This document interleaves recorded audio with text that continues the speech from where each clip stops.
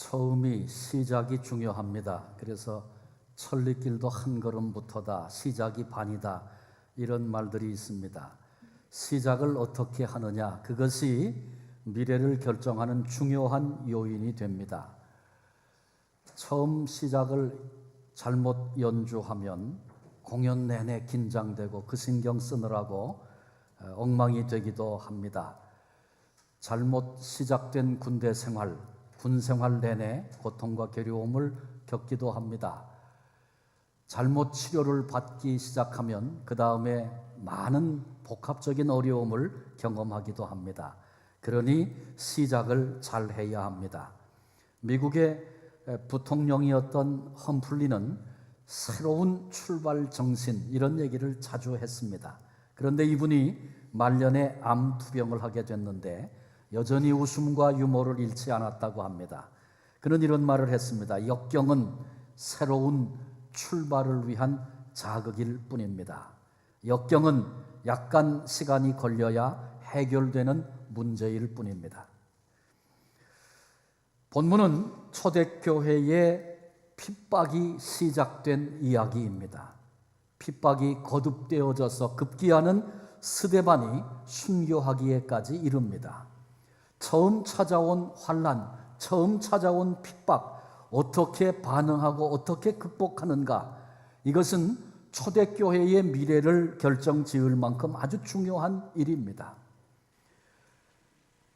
사도행전 3장, 우리 5월 한 달 가정의 달이어서 말씀을 멈췄었습니다마는 기억을 좀 더듬으시면 좋을 것 같아요. 바로 앞장인 사도행전 3장에 성전 미문에 날마다 앉아서 40년 이상 안전뱅이로서 그곳에 거린으로 구걸하며 살던 사람이 있었습니다. 하루는 베드로와 요한이 기도 시간에 그곳을 지나가다가 두 사람이 더불어 주목해 볼 때 그 영혼이 너무 불쌍해서 예수 그리스도의 이름으로 명하여 마침내 이 안전뱅이가 회복이 됩니다. 그리고 성전에 들어가 걷기도 하고 뛰기도 하며 하나님께 영광을 돌렸습니다. 성전 올 때마다 많은 사람이 보아서 잘 알고 있던 이 거린이, 이 안전뱅이가 회복되어 뛰는 모습을 보고 많은 사람들이 깜짝 놀랐습니다. 그리고 솔로몬 행각들로 몰려들었고, 그리고 거기서 베드로의 두 번째 설교가 시작이 됩니다. 그 설교의 내용은 간단하게 말하면 두 가지입니다. 한 가지는 어찌하여 우리를 주목하느냐, 이 사람이 나은 것은 개인의 경건이나 개인의 능력으로 말미암은 것이 아니다. 다른 한 가지, 이 사람이 회복된 것은, 구원받은 것은 오직 예수님으로 인하여 구원받은 것인데 너희가 십자가에 못 박아 죽인 그 예수를 하나님께서 죽은 자 가운데서 다시 살리셨느니라. 설교가 진행되는 중에 제사장과 성전 맡은 자 사두개인 바리새인들이 들어닥쳤습니다. 그리고 부활의 주님을 증거하는 그 일이 너무나 싫어서 이들을 잡았고 그리고 가두게 되었습니다. 오늘 이 본문의 이야기를 통해서 세 가지를 함께 살피려고 합니다. 첫째는 초대교회 핍박이 시작되었다는 사실입니다. 예루살렘 교회가 한창 부흥할 때 많은 사람이 회개하고 주님께로 돌아와서 하루에 3,000명, 5,000명 돌아오는 역사가 있을 때 지도자였던 베드로와 요한이 붙잡히게 된 것입니다. 본장 1절, 5절, 6절에 보면 예수님을 핍박했던 사람들이 지금 제자들도 핍박하고 있구나, 그 사실을 알게 됩니다. 그들을 조금 구분한다면 이렇게 말할 수 있습니다. 첫 번째 부류의 사람들은 합리주의자들입니다. 사두개파 사람들인데 1절이 그들이 거기 있었다고 증언하고 있는데, 이 사두개파 사람들은 초자연적인 요소를 믿기를 거부하는 사람들입니다.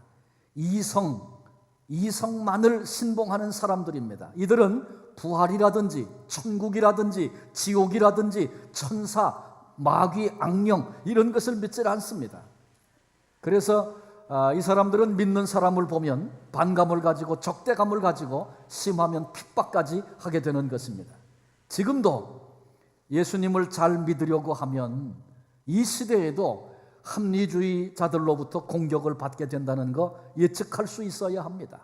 공부를 많이 한 사람, 과학을 한 사람들, 물론 공부를 많이 했다고 과학을 했다고 다 예수님을 믿지 않고 초자연적인 역사를 믿지 않는다, 그런 얘기는 아닙니다. 공부를 많이 한 분 가운데에도, 과학을 하신 분들 가운데에도 과학을 뛰어넘어서 역사하시는 하나님을 신뢰하고 하나님께 큰 영광을 돌리는 사람들 얼마든지 있습니다. 그러나 그런 이들로부터, 오히려 합리적인 사람들로부터 공격을 받을 수 있다는 것도 예측할 수 있어야 합니다. 그런데 교회 밖의 사람들이 공격하고 핍박한다면 그럴 수 있겠다, 이해가 되지만 교회 내에서부터도 이런 공격이 온다는 것 알아야 합니다. 그리고 어쩌면 그것이 우리를 더 힘들게 만듭니다. 제가 캘거리에서 사역할 때 이웃에 한 교회가 있는데 그 교회 목사님은 공부를 무척 많이 하신 분 같아요. 그런데 자꾸 들려오는 얘기가 굉장히 안타까운 얘기들이 많이 들려왔어요. 제가 연합예배를 하면서 천국 지옥에 대한 얘기를 했더니 그 다음에 들려오는 얘기가, 아니 요즘 세상에 누가 천국 지옥을 말하는 사람이 아직도 있냐고, 이렇게 하는 얘기가 들려왔어요. 그래서 아주 무지한 사람 취급을 하고 그래요. 그래서 기회만 되는 대로 천국 얘기, 지옥 얘기, 성령 얘기, 하여간 힘을 다해서 했던 그런 기억이 납니다.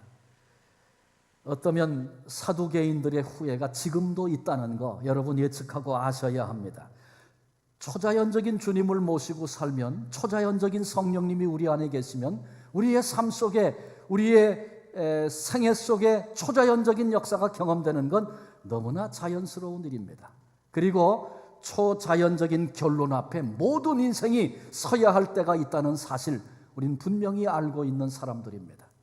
하나님의 음성을 들어야 합니다, 이렇게 얘기들을 합니다. 그런데 나 하나님의 음성 들었어요, 그러면 신비주의자라고 말합니다. 너무 쉽게 이렇게 가는 거 조심해야 합니다. 두 번째 핍박하는 부류는 전통주의자들이었습니다. 5절에 장로들에 대한 얘기가 나오는데 이들은 대부분이 바리새파 사람들입니다. 이들은 전통, 특별히 종교적인 전통을 아주 중요하게 여깁니다. 예수님께서 사역하실 때 가장 극렬하게 공격했고 힘들게 했던 사람들이 바로 이 부류의 사람들이었습니다.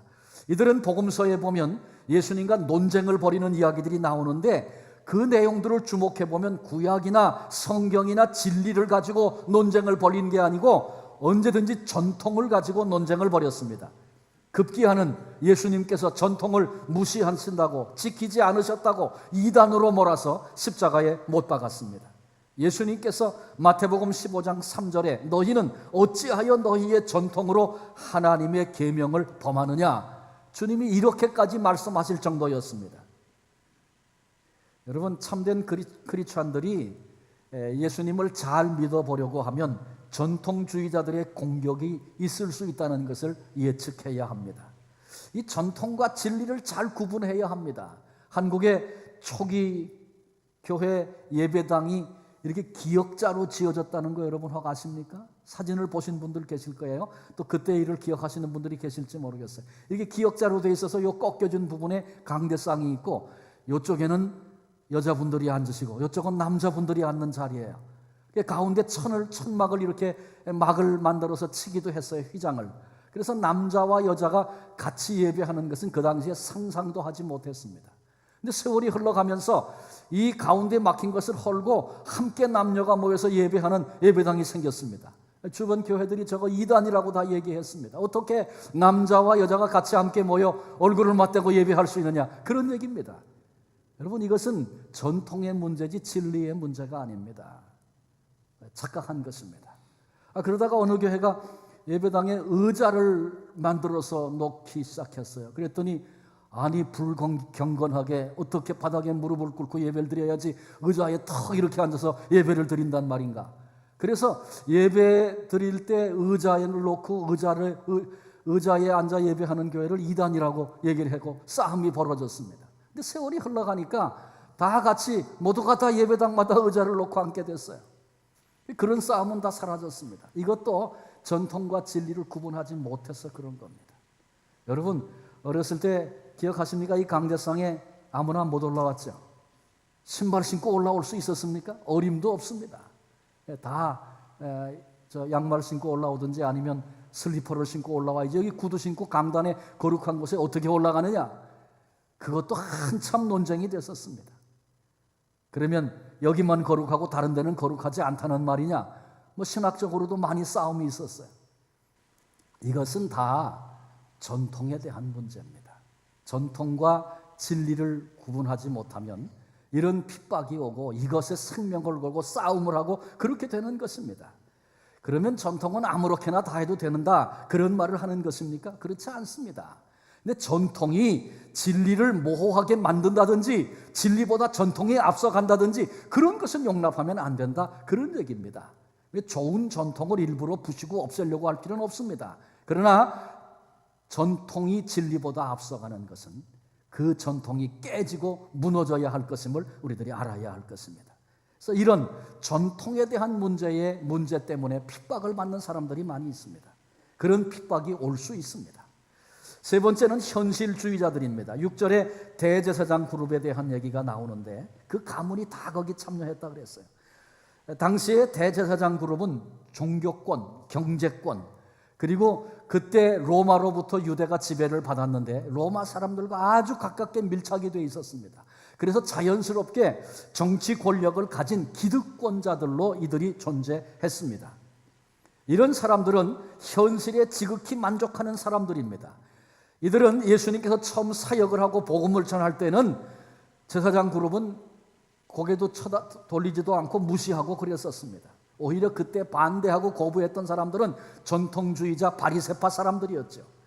그러나 상황이 바뀌었습니다. 언제 바뀌었냐 하면 예수님께서 예루살렘 성전에 들어오셔서 짐승 파는 자들, 돈 바꾸는 자들, 시끄럽고 이익을 챙기려고 떠들고 싸우고 있는 그런 모습을 보면서 주님이 분노하셨습니다. 그리고 채찍을 만드셔서 짐승들을 다 내어 쫓고 돈 바꾸는 판을 뒤집어 엎고 주님이 그러셨습니다. 근데 이때부터 대제사장들이 예수님을 주목했고 미워하기 시작했습니다. 왜냐하면 현상을 유지하기 원하는 기득권자들의 눈에 예수님은 현 체제를 뒤엎으려는 혁명가, 위험한 사람으로 보여진 것입니다. 그래서 예수님을 십자가에 못 박는 일에 나중에는 가장 앞장서서 주도하는 그런 역할을 했습니다. 예수님을 잘 믿어보려고 하면 현실주의자, 현실에 만족하는 사람들로부터 핍박이 있을 수 있다. 우리도 예측해야 합니다.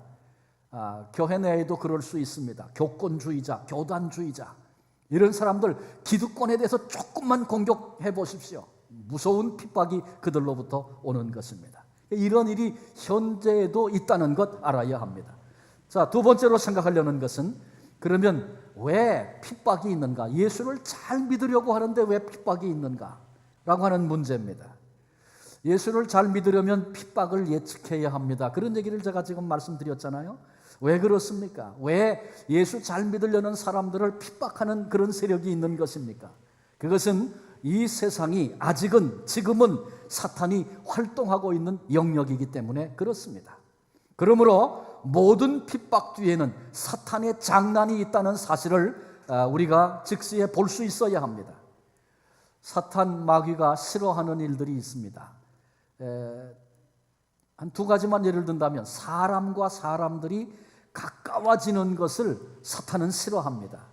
하나님께서 사람이 독초하는 것 보시기에 좋지 않았다. 성경이 그렇게 말씀했죠. 그래서 아담을 위해서 하와를 지으셨습니다.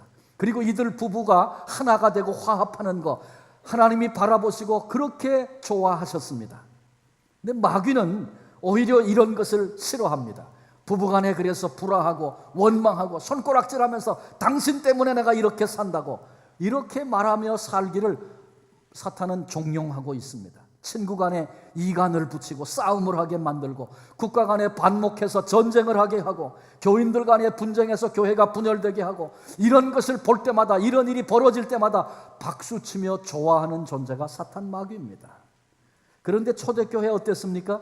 사도들과 성도들이 거룩한 교제를 하고 사랑의 운동을 일으켰습니다. 사탄이 질색하는 일들이 지금 초대교회에 막 진행되고 있는 것입니다. 그러니 이 사탄 마귀가 그냥 두고 볼 수가 없으니까 자기 사람들을 충동질하고 선동해서 그래서 핍박을 가하게 만들고 마침내 지금 사도들을 잡아다가 가둔 것입니다. 성도와 사도들이 사랑의 거룩한 교제를 하니까 마귀가 그 일에 제동을 걸고 교회가 그렇게 갈 수 없도록 지금 가로막은 것입니다. 또 마귀가 싫어하는 거 있습니다. 그것은 사람이 하나님과 가까워지는 것. 그건 무척 싫어합니다. 마귀의 첫 번째 사업이 뭔지 아시죠? 창세기 3장에 보면 하와를 속여가지고 꼬셔서 유혹해서, 그래서 에덴 동산에서 하나님과 아담과 하와가 단절되도록 그렇게 첫 번째 사업을 벌였습니다. 그리고 그것은 성공을 거뒀습니다. 그러자 하나님께서 계속해서 이 땅에 선지자들을 보내셨어요. 그리고 회개하고 하나님 아버지께로 돌아와야 한다고 외치게 하셨습니다. 회개를 촉구하신 것입니다. 그런데 그때 마귀가 사람들의 귀를 막고 마음을 닫게 하고 못 듣게 안 듣게 만들었습니다. 그런데 그럼에도 불구하고 선지자가 계속해서 외치니까 이제는 돌을 들어서 선지자들을 치는 일을 하게 만들었습니다. 마침내 하나님이 정하신 때가 참에 독생자 아들을 이 땅에 보내셨습니다. 하나님과 단절돼서 멸망의 길을 걷고 있는 인생들에게 하나님과 가까워지는 새롭고 산 길, 확실한 길을 열어주시려고 우리 주님이 친히 십자가에 달리셨습니다. 생명을 쏟아부어 주셨습니다. 하나님과 우리 사이에 단절된 그곳을 십자가로 연결해 주시고 하나님 앞으로 나아갈 수 있도록 길을 만들어 주셨습니다. 사도들이 이 복음을, 이 진리를 깨닫고 많은 사람들에게 이 복음을 외치기 시작할 때 많은 사람들이 3,000명 혹은 5,000명이 회개하고 돌아오는 그런 역사가 있었습니다. 이것은 사탄에게 치명적인 일이었습니다. 그래서 사탄이 펄펄 뛰며 이제 반대하는데 사도들을 잡아서 가두는 일을 한 것입니다. 마귀는 오늘날도 그런 일을 하고 있어요. 전도하는 거 싫어하고 못하게 만들고 전도 받지 않게 만들고 회개하라고 말씀이 외쳐지고 때로는 성경을 읽기도 하고 내게 그런 마음을 주시는데 마귀는 차일피일 미루게 하고 결단하지 못하게 하고 머뭇거리게 만드는 일, 마귀가 하는 일입니다. 기도해야 산다, 기도해야 한다, 다 우리가 알고 있지만 기도하는 일을 싫어하게 만들고 기도할 수 없게 만들고 성경 읽어야 된다, 그래야 우리가 산다고 얘기하고 다 듣고 다 알고 있지만 성경 읽는 게 그렇게 싫고 성경을 읽으려면 이상하게 그때 아기가 울고 전화벨이 울리고, 왜? 마귀가 성경 읽는 거 싫어하기 때문에 그렇습니다. 예배에 가는 거 참 싫어지고 가지 말을까 그렇게 망설이면 꼭 그때 누가 찾아오고 그래서 예배당 못 가게 만들고 말이죠. 또 억지로 출석해서 앉으면 예배만 시작되면 졸음이 오고 잠이 오고, 이 마귀가 계속 방해하는 거예요. 하나님 나라 주님을 위해서, 교회를 위해서 봉사하는 거, 그거 하기 싫습니다. 할 일 많고 바쁜데 이런 것까지 해야 되는가, 그런 생각을 갖게 만듭니다. 옆에 누가 남이 열심히 하면 그거 시기하고 마침내 결국은 못하게 만들어버립니다. 하나님 나라, 선교, 그런 얘기 들으면 그건 나와 상관이 없는 것이라고 간주합니다. 그래서 그런 것들은 생각도 하지 않고 마음에 두려고도 하지 않습니다. 하나님의 다스림을 거부합니다. 사람의 생각, 인간의 생각이 판을 치는 그런 교회를 만들게 합니다. 하나님의 뜻을 순종하고 다스림을 받고 그 나라가 확장되는 것 저지하고 공격하는 악한 영의 세력이 있다는 거 우리 기억해야 할 것입니다.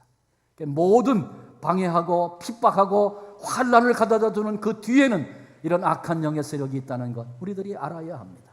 마지막 세 번째로 바른 분별, 결단 필요합니다. 우리가 이렇게 얘기하면 한번 생각해 보세요. 분열, 싸움, 다툼 이런 거 나쁜 거죠. 그러면 일치, 화합, 하나됨 이런 건 좋은 거죠. 우리가 듣기에 그냥 그렇게 들려요. 좋아 보이고 나빠 보이고 딱 구분이 되는 것 같아요. 그런데 그것보다 더 중요한 게 있는데 대상이 누구냐가 훨씬 더 중요합니다. 보세요. 하나님과 화합하고 하나 되고 일치되는 거 정말 복된 것이죠. 그렇습니다. 그런데 대상을 바꿔가지고 마귀하고 화합하고 마귀하고 일치하고 마귀하고 하나 되면 어떻게 됩니까? 그러면 망하는 거예요. 망하는 거. 하나 되는데 망해요. 성경에 보면 말이죠, 부부가 범죄하는데 하나 된 사람도 있고요. 사상이 다르고 같이 할 수 없는 사람들이 당일에 친구가 돼가지고 예수님을 십자가에 못 박는데 사상을 뛰어넘어서 함께하고 화합했던 그런 사람들도 있어요. 그러니까 누구와 화합하느냐가 훨씬 더 중요한 겁니다. 싸우는 것도 마찬가지예요. 하나님하고 분쟁하고 다투면 그건 망하려고 작정한 사람이죠. 그런데 피를 흘리기까지 마귀와 싸우겠다고 작정을 하고 전쟁을 하겠다 그러고 선포하고 그 싸움을 포기하지 않는 그런 사람이라면 그 사람은 복된 사람 아니겠습니까? 그러니까 그냥 쉽게 들리는 것으로 판단하지 말고 이게 누구와 하는 것인가, 그 대상이 훨씬 더 중요하다는 거 우리가 기억해야 합니다. 이것은 핍박의 문제와도 같습니다. 여러분, 성도들이 핍박 없이 즐겁게만 예수 믿을 수 있고 신앙생활 할 수 있습니까? 여러분, 얼마든지 그럴 수 있습니다. 예수 믿는 티를 내지 않는 겁니다. 세상 사람들과 비슷하게 그렇게 그냥 어울려 살면 핍박받지 않습니다. 무슨 종교든지 성실하게 그리고 착한 마음으로 사세요. 그러면 천국 갑니다. 교회만 다니면 다 구원받습니다. 안심하세요. 걱정하지 마세요. 여러분, 이렇게 말하면 굳이 뭐 편협된 사람이다, 독선적인 사람이다, 그런 소리 듣지 않고 편안하게 신앙생활 할 수 있습니다. 누구를 만나든지 그가 무슨 말을 하든지 입 꾹 다물고 그냥 살면 핍박받지 않습니다. 그러나 참된 성도라면 입 다물고 살 수 없는, 전하지 않으면 살 수 없는, 더 이상 침묵할 수 없는 그런 것들이 우리 가슴 속에 있지 않습니까? 본문을 주의깊게 살펴보면 거기 모인 사람들이 사실은 사내들이를 구성하고 있는 그런 멤버들입니다. 사내들인 70명. 굉장한 사람들이 다 거기 모였습니다. 그리고 베드로와 요한을 둘러싸고 삥 둘러싸가지고 두 사람을 신문하는 겁니다. 무슨 권세와 누구의 이름으로 이런 일을 했느냐 묻습니다. 그런데 이 얘기에 베드로가 결론적으로 그런 대답을 해요. 12절에 보면 다른 이로서는 구원을 받을 수 없나니 천하 사람 중에 구원을 받을 만한 다른 이름을 우리에게 주신 일이 없습니다. 이 말씀 속에서 베드로가 더 이상 침묵할 수 없는 이유를 말하고 있습니다. 그들이 묻는데 10절에 보니까 너희 모든 이스라엘 백성들아 알라, 이런 말이 나와요. 너희들이 반드시 알아야 될 것이 있다. 그러면서 설명하는데 한 가지는 병자에게 행한 착한 일, 이것은 착한 일이다. 멸망하고 소망 없는 인생, 예수 그리스도의 이름으로 일으켜 새로운 삶을 살게 된 것, 이건 선한 일이고 착한 행위인데 어떻게 그 일로 시비를 하냐. 알아야 할 것, 이 사람을 구원한 것은 너희가 십자가에 못 박아 죽인 나사렛 예수, 그러나 하나님께서 죽은 자 가운데 다시 살리신 나사렛 예수께서 이를 살리셨다. 예수 그리스도의 이름 외에는 구원의 이름이 없느니라. 알아야 한다고 지금 외치고 있습니다. 그러므로 우리는 예수님에 대하여 침묵할 수 없고 보고 들은 것을 말하지 않을 수 없다. 베드로의 외침이었습니다. 히브리서 9장 27절에 한 번 죽는 것은 사람에게 정해진 것이요 그 후에는 심판이 있으리니. 한 번 죽는 것은 사람에게 정해진 것이요, 이거는 뭐 이견이 없습니다. 사람은 다 한 번 반드시 죽는다는 거 다 아시죠? 네, 앞으로 한 50년만 지나면 여기 계실 분 저를 포함해서 뭐 거반 없을 겁니다. 네, 그건 정해진 겁니다. 아무도 이의가 없습니다. 그런데 그 다음은 조금 달라요. 그 후에 심판이 있으리니. 죽음 이후에 어떤 사람은 죽으면 끝이다, 무다, 아무것도 없다, 그렇게 말하는 사람도 있고, 어떤 사람은 죽고 나면 다른 짐승으로 혹은 벌레로 혹은 다른 사람으로 다시 태어난다, 그렇게 말하는 사람도 있고, 죽은 후에는 이렇다고 자기 주장을 하는 사람들이 꽤 많이 있습니다. 그러나 중요한 것은 성경은 뭐라고 하느냐, 하나님은 뭐라고 말씀하고 있는가. 하나님은 죽음 이후에는 반드시 심판이 있다고 말씀하고 있습니다. 그런데 문제는 하나님의 심판, 그 앞에서 무죄를 선고받을 만한 사람이 한 사람도 없다는 데 있습니다. 우리는 해서는 안 될 일을 일생 동안 수없이 하며 살아왔고, 우리는 해야 할 일을 하지 못하고 살아왔던 그런 죄인들입니다. 우리의 행동 속에, 우리의 생각 속에, 우리의 말 속에 수없이 많은 죄가 있었습니다. 하나님의 심판대 앞에 섰을 때 이미 우리는 서기도 전에 운명이 정해진 사람들입니다. 우리의 운명은 영원한 멸망입니다. 이것이 성경이 가르치고 있는 인간론입니다. 준엄한 하나님의 심판 앞에 우리 모두가 다 서 있는데 그 심판의 자리에서 우리를 구원해 주실 리가 계신데 그분은 예수 그리스도 우리 주님밖에는 없다는 것입니다. 그러기에 우리는 침묵할 수 없고 그냥 두면 자동으로 다 멸망할 수밖에 없기 때문에 듣기 싫어해도 하지 말라 그래도 예수님 이름 전한다고 옥에 가둬도 우리는 보고 들은 것 말하지 않을 수 없다. 베드로가 그렇게 증언하고 있는 것입니다. 한 번 죽는 것은 정한 것이고 그 후에는 반드시 심판이 있다. 범죄한 인간의 운명입니다. 예수 그리스도 이름 외에는 구원의 이름을 주신 적이 없다. 바꿔 얘기하면 예수 그리스도의 이름은 하나님이 우리에게 주신 구원의 이름입니다. 그러므로 오늘 우리가 사람들에 대하여 침묵할 수 없는 것입니다. 그래서 베드로와 요한은 핍박을 무릅쓰고라도 예수님의 이름을, 주님의 부활을 선포하는 일에 자기의 삶을 드린 것입니다. 많은 사람이 핍박하고 공격해 올 때 베드로가 그 사람들을 더 이상 말하지 못하도록 만들었어요. 거기 모인 사람, 엘리트 중에 엘리트는 다 모였습니다. 권세 있는 사람, 능력 있는 사람, 지혜 있는 사람 다 모였습니다. 그런데 오히려 그들이 할 말을 잃어버렸습니다. 부활의 주님을 증거하는 거 싫어한다고 그랬죠.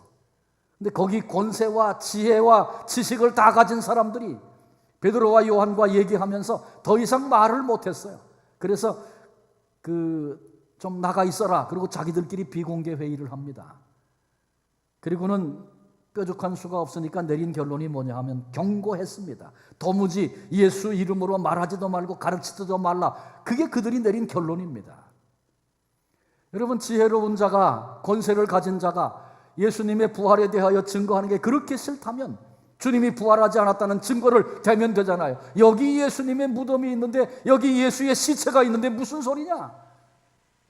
더 이상 말하지 못하도록 만들어 버리면 되지 않겠습니까? 그런데 내보일 것이 없어요. 왜? 주님의 무덤은 비어있기 때문에.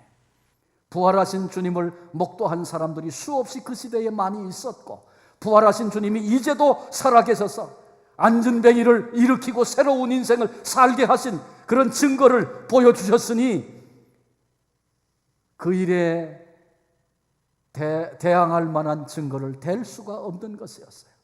근데 이것을 베드로가 굉장히 논리 있게 얘기합니다. 사실 우리가 읽은 말씀 그 다음 13절에 보면 그들이 베드로와 요한이 담대하게 말함을 보고 그들은 본래 학문 없는 범인으로 알았다가 이상히 여기며 이렇게 말하고 있어요.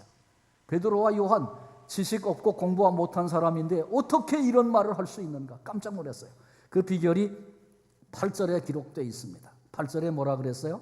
이에 베드로가 성령이 충만하여 이르되, 베드로가 성령이 충만해서 그 입에 말씀이 쏟아지기 시작하는데 그 당시 지식 권세 가진 자가 조금도 반론을 제기할 수 없는 그런 진리를 외치게 되었다. 그런 얘기입니다. 예수님께서 그러셨어요. 너희가 세상에 살면서 대적과 원수 앞에서 질문을 당하고 도전을 받고 공격을 당할 때 무슨 말로 대답할까 걱정하지 말아라. 성령께서 가르쳐 주시겠다. 그렇게 말씀하셨어요.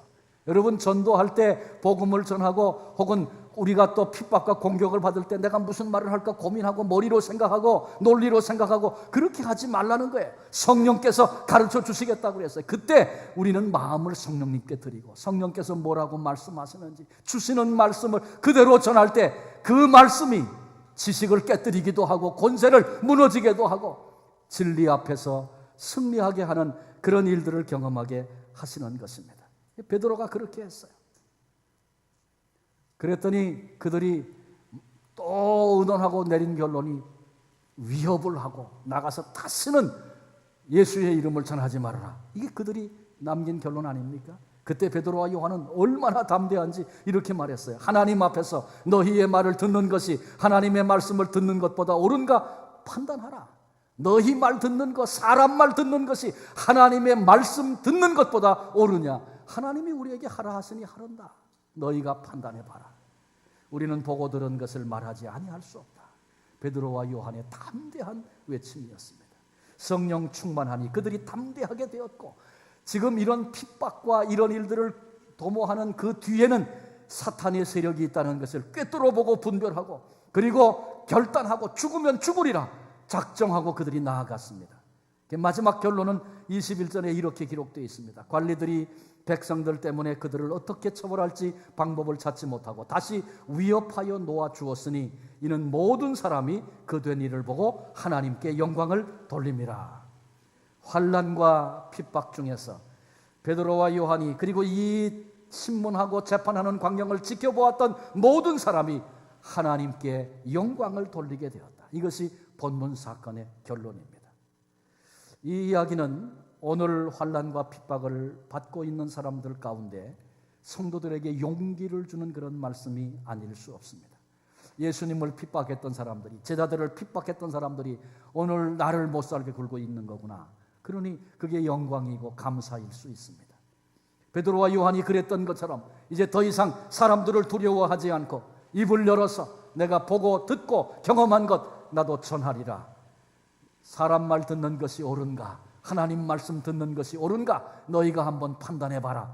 담대하게 베드로처럼 그렇게 외치고 이 땅에서 어떤 일을 당하든지 우리를 불러 구원하시고 십자가로 살리신 예수 그리스도의 그 이름을 증거하며, 듣기 싫고 그래서 귀를 막고 핍박을 가하고 우리에게 해를 입히려고 할지라도 그냥 버려두면 사람은 죽는 것이 정해진 것이고 그 후에는 심판이 있어 가만두면 저절로 멸망하고 다 망하게 될 인생들이기에 들어야 한다고, 여기 생명이 있다고 베드로와 같이 주님의 심장으로 외치고 전할 수 있는 승리하는 우리 모두가 되시기를 주님의 이름으로 축원합니다. 기도하시겠습니다. 환난과 핍박을 좋아하는 사람은 하나도 없고, 환난과 핍박이 밀려오면 두려워지고 낙심되는 것이 우리 인생들이지만, 시작된 환난과 핍박 가운데 진리를 꿰뚫어 보고 악한 영의 괴계를 꿰뚫어 보고 오히려 생명을 걸고 담대하게 증인되었던 자리에 섰던 베드로와 요한의 모습을 우리가 말씀을 통해 살핍니다. 그때만 그런 것이 아니고 이 시대에도 마찬가지고, 오늘 나는 어떤 크리스찬으로 여기 있는가 반드시 판별될 그날이 우리 앞에 있게 될 터인데, 아무 소리 하지 않고 세상 사람들과 비슷한 모습으로 비슷한 색깔로, 그래서 핍박받지 않고 모두에게 좋다고 그렇게 얘기를 들으면서 만족하며 살아가는 어리석은 자가 되지 않게 해주시고, 주님 앞에 서는 그날 내가 내 수고를 안다고, 내 몸부림을 안다고, 하나님 나라 위해서 헌신하고 희생하고 때로는 욕을 먹으면서 아픔을 당하면서 걸어왔던 그 길, 그 모습을 내가 보았다고 말씀하시는 주님의 음성을 들을 수 있고, 눈에 눈물을 씻기시고 영광되고 복되게 하시는 그 은혜의 자리에 다 설 수 있는 한 분 한 분 될 수 있도록 주님 축복해 주옵소서. 삶의 자리에서 내가 누구와 지금 함께하고 있는가 늘 질문하고, 주께서 나를 통하여 이루기를 원하시는 일이 어떤 일인가 응답하게 하셔서 하나님의 역사 앞에 아름답게 쓰임받는 믿음의 승리자들 다 되게 하시고, 또 이 마지막 때에 우리 교회가 하나님 나라 앞에 그렇게 사용되는 교회로 복을 주시고 주님이 영광을 받아 주옵소서. 우리에게 참 소망 되신 예수 그리스도의 이름으로 감사하며 기도합니다.